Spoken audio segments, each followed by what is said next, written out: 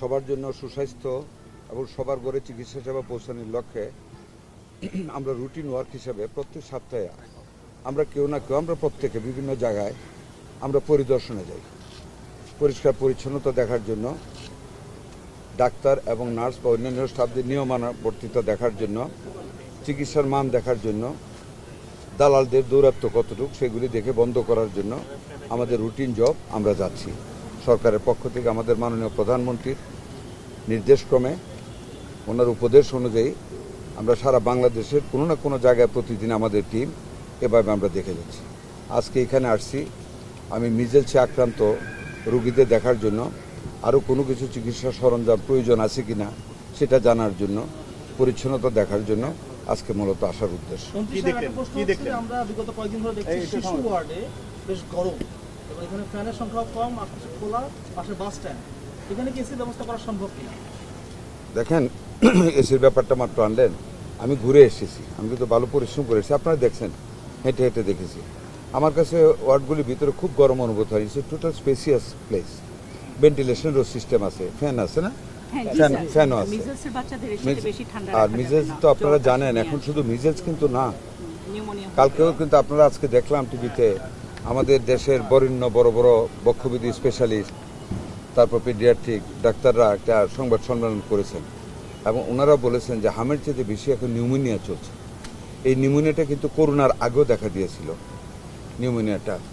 তো পুষ্টির অভাব একটা কারণ, এখানে নিউমোনিয়া রোগী আছে, এদেরকে যদি বেশি ঠান্ডা দেওয়া হয় তাহলে ব্রঙ্কিয়াল এফেক্টটা আরও বেশি খারাপ হয়ে যাবে। কাজে একটা ডাক্তারদের মতে যতটুকু দরকার ততটুকু রাখা। আমাদের প্রত্যেকটা ওয়ার্ড অনেক স্পেসিয়াস, ভেন্টিলেটর, বা যদি খুব প্রয়োজন পড়ে, খুব বেশি হিট হয়ে যায় দেশে, আমরা ডেজার্ট কুলার দেওয়ার ব্যবস্থা করবো পরে ইনশাল্লাহ। বিশেষজ্ঞ হাসপাতাল করা হয়েছে, এখানে প্রায় 1052টা সিট আছে, 632টা সিট এখানে ফাঁকা আছে, কিন্তু পাশেই একটি হাসপাতাল আছে সংক্রামক ব্যাধি হাসপাতাল, সেখানে রোগীরা একদম ফ্লোরে শুয়ে ধুলা ময়লা অনিরাপদ পরিবেশে চিকিৎসা নিচ্ছে। এখানে ভর্তি নিচ্ছে না 1 বছর বয়স হয়নি বলে, এখানে 632টা সিট ফাঁকা আছে তা সত্ত্বেও। এটা আপনি যেটা রিপোর্টটা বলেন এটা সঠিক না। এখানে আমি 3 মাসের বেবিও পেয়েছি, 3 মাসের বেবি পেয়েছি, 6 মাসের নিচের বেবি পেয়েছি। এখানে আমাদের 475 জন রোগী আছে। ইন কেস অফ নেসেসিটি যদি হয়, আমাদের স্পেস আছে, বেডও উনি রেডি করেছেন, আমরা আরও বেড বাড়াবো। তবে সংক্রামক ব্যাধি হাসপাতাল আপনি যেটা বলছেন আমি খোঁজ করবো আজকে, যদি ওইরকম কিছু হয়ে থাকে আমরা বিভিন্ন হাসপাতালে ডিস্ট্রিবিউট করে দেবো। এটা এই মুহূর্তে বলা কঠিন।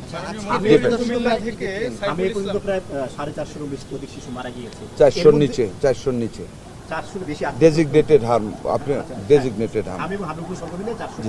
জি, 54 জন হয়েছে। এই মাসেই মারা গিয়েছে প্রায় 180 জন। এই মাসেই আসলে 15 দিনে এত বেশি মারা যাওয়ার কারণ কি? আপনাদের গাফিলতি নাকি? আপনি কি মনে করেন একটু বলেন তো, আমাদের কোনো গাফিলতি আছে কিনা একটু আপনি বলেন, আপনার কাছে জানতে চাই। আমি একজন নাগরিক, আপনার নাগরিক, আমাদের গাফিলতি কি পাইছেন আপনি বলেন।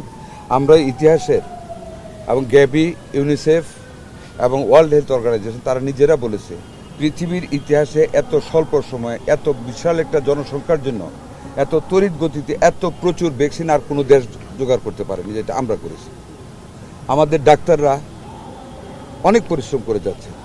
একটা ভেন্টিলেটর বিগত সরকার রেখে যায় নাই আমাদের হাতে, একটা মিজেলসের ভ্যাকসিন রেখে যায় নাই। শূন্য হাতে যাত্রা করেছি মাননীয় প্রধানমন্ত্রীকে সাথে নিয়ে ওনার নির্দেশ মতো, এবং আলহামদুলিল্লাহ আমরা প্রত্যেকটা জায়গায় ভেন্টিলেটর দিতে সক্ষম হয়েছি। আগামী মঙ্গলবার দিন সিএমএস দিতে 12:30টার সময় আমরা আরও 10টা আইসিইউ ইউনিট খুলতেছি, 10টা ডিস্ট্রিক্টে, এবং এইটা সহ প্রত্যেকটা জায়গায় আমরা 12টা ভেন্টিলেটর এবং প্রত্যেক জায়গায় 12টা একটা করে আমরা অক্সিজেন কনসেন্ট্রেটর দিচ্ছি, যাতে করে অ্যাকিউট রোগীদের বেলায় আরও বেশি সেবা দেওয়া যায়।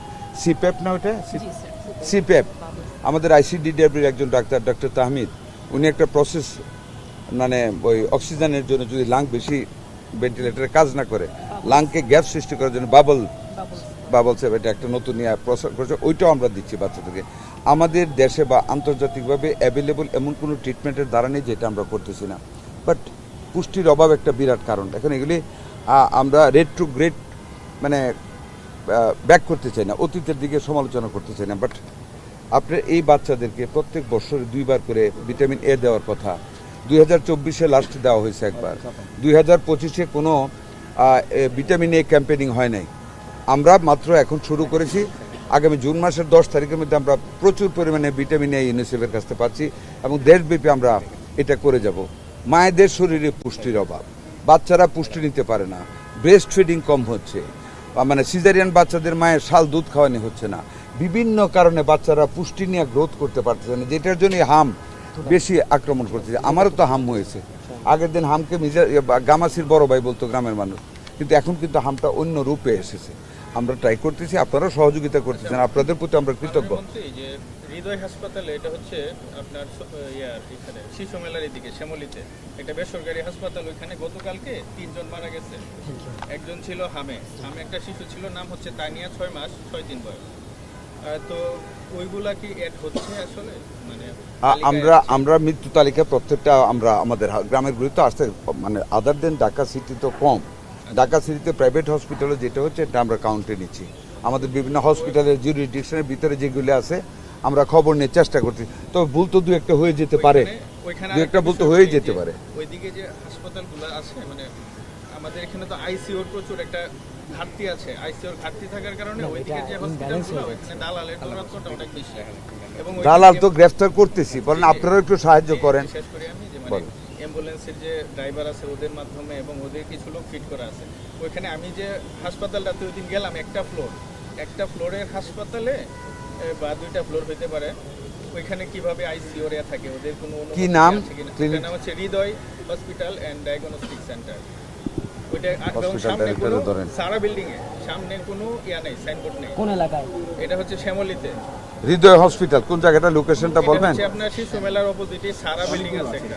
না, আছে তো অনেকগুলি, আমি নিজেও তো 7-8টা ভিজিট করেছি, আমার ডাক্তারও। যে আপনারা স্পেশালিস্ট ঘোষণা করেছেন, এটার সক্ষমতা বাড়ানোর কোনো পরিকল্পনা আছে কিনা? এটা তো বৃদ্ধি করা হচ্ছে। আরো বেশি রোগী নেওয়ার কোনো হ্যাঁ, আমরা তো plan আছে কিনা? যদি সেক্ষেত্রে প্রয়োজন পড়ে, করণীয়- যদি প্রয়োজন পড়ে আমাদের বেড রেডি আছে, আরো যা সাপোর্ট দিয়ে আমরা বৃদ্ধি করবো।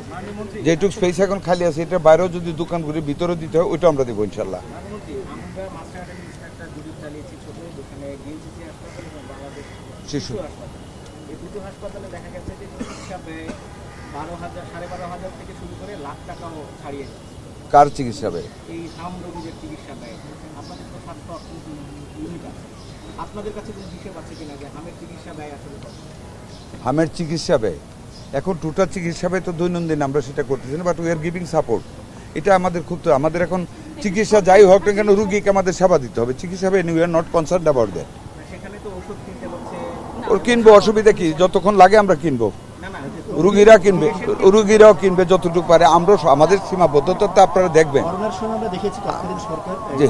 সংক্রামক ব্যাধি হিসেবে এটা চিকিৎসাটা সম্পূর্ণ সরকার নিজের দায়িত্ব। কবে দেখছেন? এবং করোনার সময় যে করোনার যে চিকিৎসা, করোনাকালীন সময় এটা কি বর্তমান বিভিন্ন সংগঠন থেকে দাবি করছেন যে হামের চিকিৎসাটা এরকম সম্পূর্ণ বিনামূল্যে সরকারের ইয়ে থেকে দেওয়া হবে? দেখা যাক পরিস্থিতি যেটা।